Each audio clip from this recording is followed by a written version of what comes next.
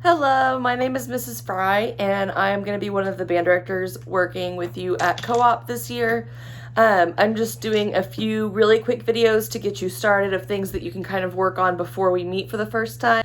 Okay, so this first video, I'm just going to give you an overview of the parts of the flute.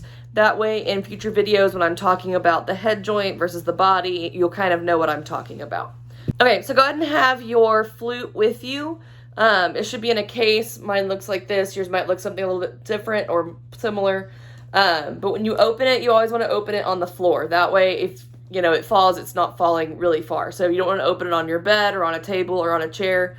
We always open our cases on the floor, and then make sure that it's not upside down because you don't want your flute to fall out. So if some flutes like have a label like the name of the company, that's usually the top.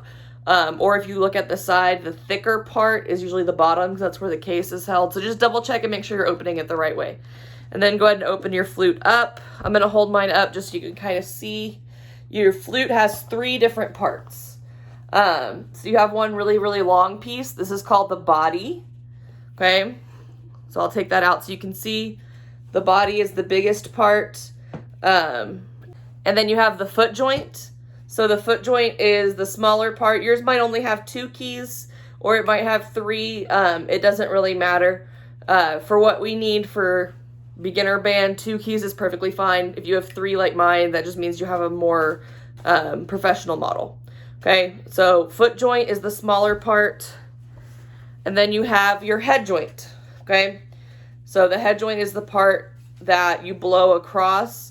It has this part right here. This is called the lip plate. It looks like a little plate. That's where your lip goes. So the lip plate has a thicker part, a thicker half, and a thinner half. If you look at it, the thicker half is the part that goes on your face under your lip. So the thinner part goes away from you. And then you have your tone hole. Your tone hole is this part right here. And then at the top up here, we call this the crown at the top of the head joint. Makes sense, right? And then on the inside right here, there's a part that's called the cork. There's it almost looks like a little wine cork. And that just helps with the production of the sound. You never ever want to untwist this or mess with your cork. If you feel like something's wrong with your cork or with your crown, you can bring it to me and I'll help you with that. And then this part right here where like it's not as shiny, this is called the tenon, T-E-N-O-N. And if you look on the bottom of your body, there's also a little bitty tenon right here.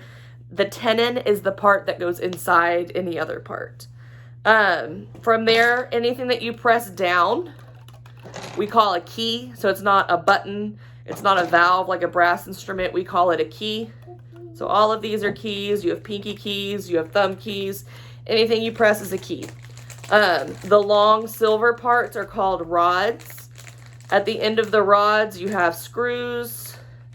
And then behind the rods, these little bitty thin metal pieces, those are called springs. So those are really all the words and terms that you need to know for your flute. So in the next video, we'll talk a little bit about making our first sounds.